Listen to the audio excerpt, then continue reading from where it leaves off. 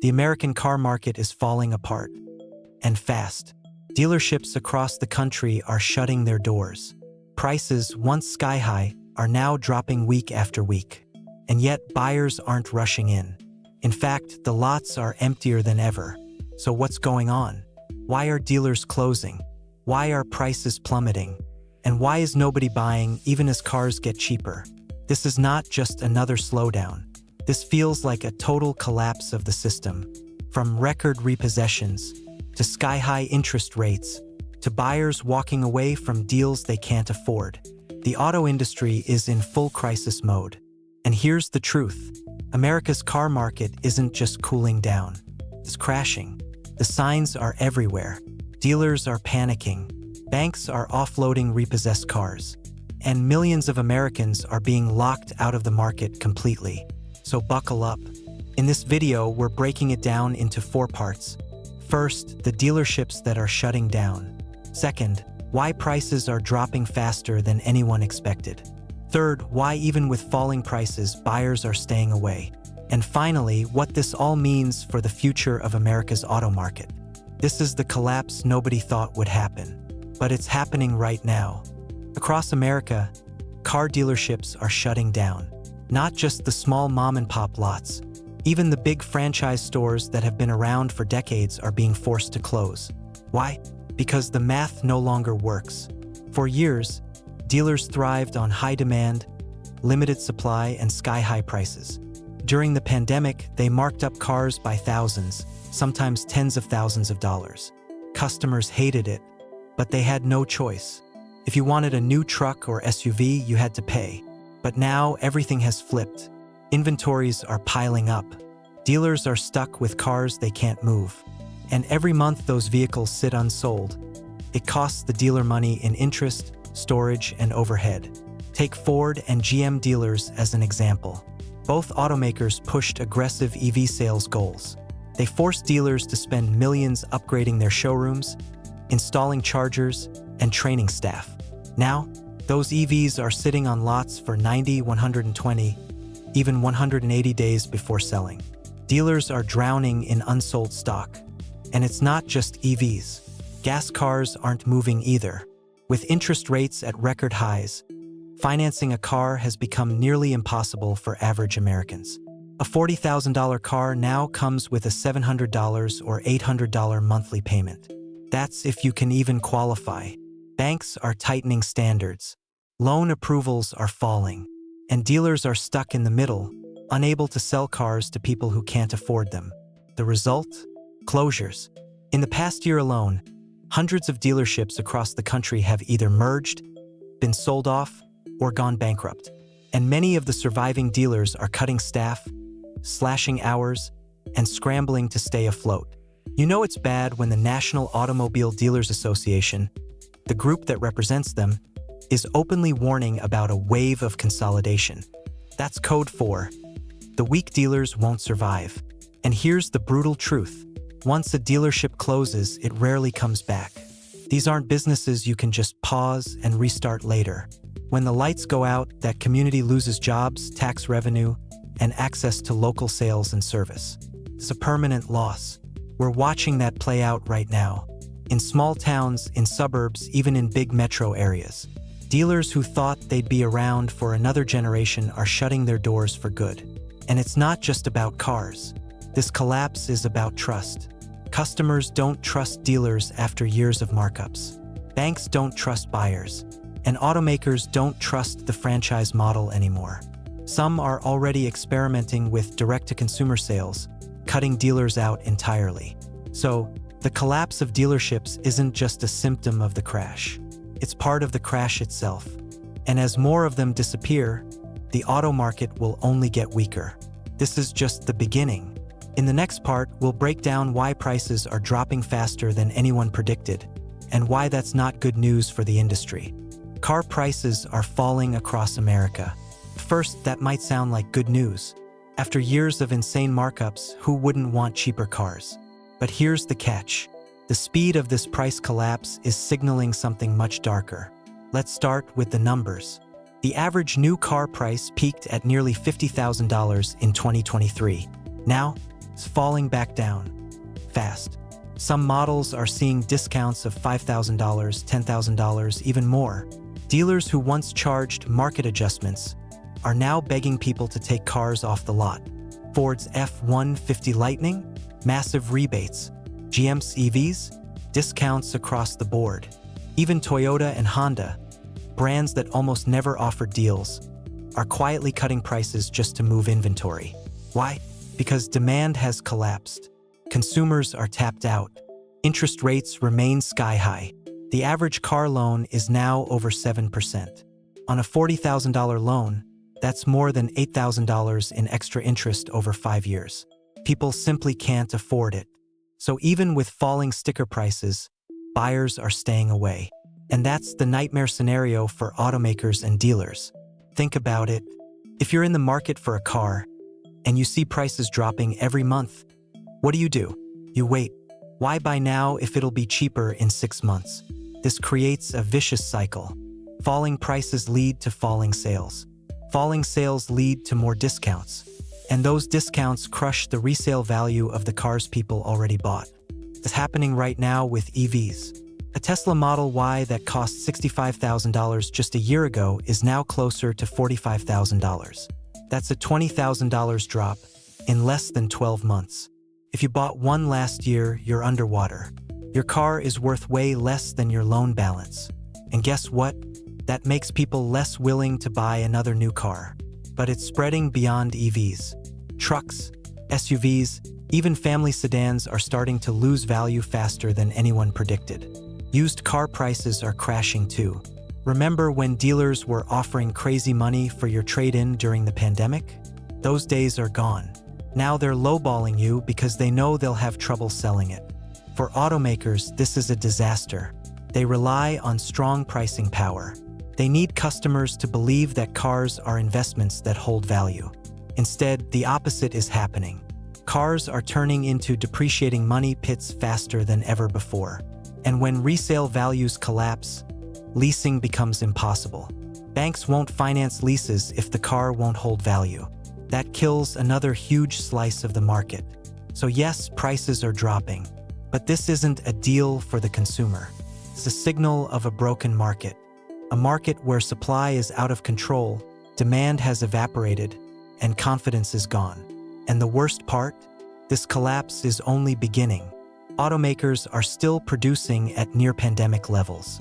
Dealers are sitting on months of unsold inventory. That means even deeper price cuts are coming, which raises the big question.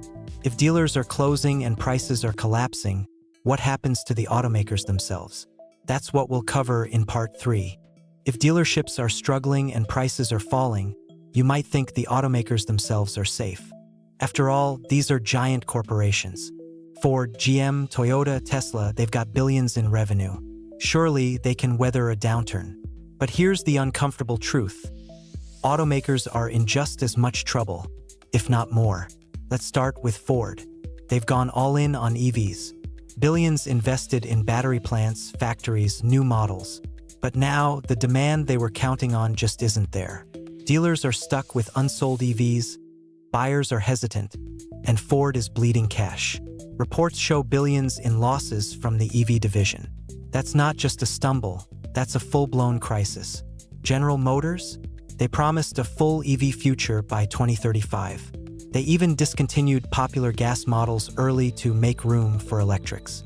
But instead of strong sales, they've faced recalls, production delays, and tepid consumer interest. Dealers are furious, stockholders are nervous, and the strategy looks shakier every month. Tesla isn't immune either. Yes, they're still the leader in EVs, but price cuts are hammering margins. Elon Musk can brag about volume all he wants, but selling cars at razor-thin profits or even losses doesn't make Wall Street happy. Investors are starting to wonder, is Tesla a growth rocket or just another car company caught in the storm? And it's not just about EVs. Traditional automakers are struggling with the shift in consumer behavior. For decades, the playbook was simple. Raise prices, push financing, and keep customers coming back every 3 to 5 years. But that model is collapsing. Consumers are keeping their cars longer. Some are holding on to vehicles for 8, 10, even 12 years. Repairs may be expensive, but they're still cheaper than taking out a new loan. That means fewer new car sales, less revenue, and shrinking profits. Meanwhile, the cost structure for automakers is exploding. Labor strikes have driven up wages. Battery plants require massive upfront investments. Supply chains are still fragile, with parts shortages driving up costs.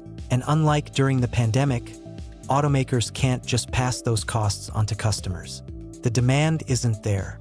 This leaves them trapped. If they keep prices high, nobody buys. If they cut prices, they lose profit. Either way, their bottom line takes a hit.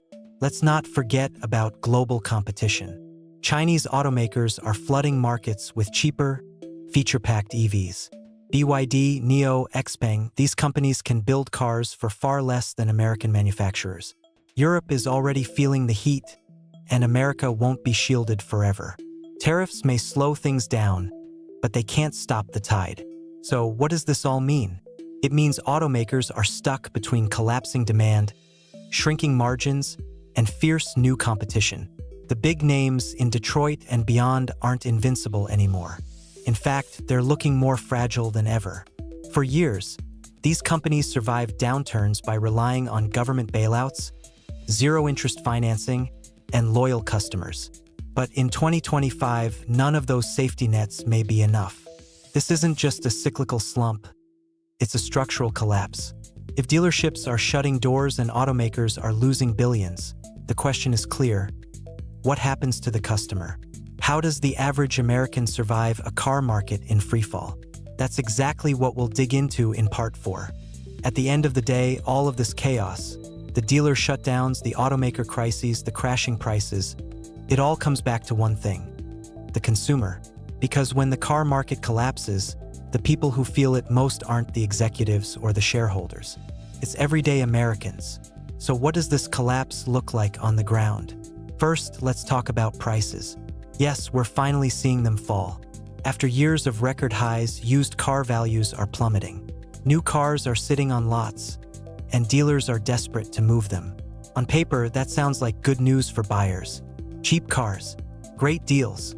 But here's the catch: financing. Interest rates are still sky high. Even if the sticker price is lower, the cost of borrowing hasn't budged. That means the monthly payment on a new car can be just as painful as it was during the boom. In some cases, people are paying more per month for a cheaper car, simply because credit has gotten so expensive. And let's not forget those who bought at the peak. Millions of Americans paid inflated prices during 2021 and 2022. They took out loans on vehicles that were worth way more than normal, and now those values are crashing. That leaves them underwater on their loans, owing thousands more than their cars are worth. If they try to trade in, they get crushed. If they default, their credit gets destroyed. They're stuck. Meanwhile, repair and insurance costs are climbing. It's not just buying a car that's painful. It's keeping one on the road. Labor shortages, expensive parts, and advanced tech in modern vehicles make every trip to the mechanic a wallet-busting experience.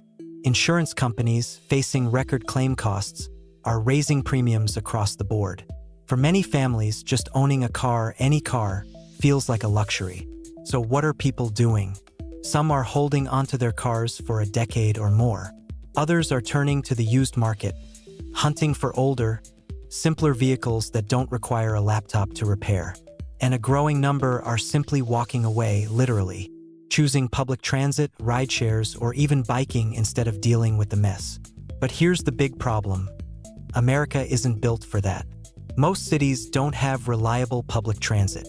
For millions of workers, a car isn't a luxury, it's survival. If the market collapses so badly that cars become inaccessible, that's not just an inconvenience. That's an economic disaster. And it doesn't stop there. A collapsing auto market sends shockwaves through the entire economy. Auto loans are one of the largest categories of consumer debt in America. If defaults spike, banks take a hit. If dealerships shut down, local economies lose jobs.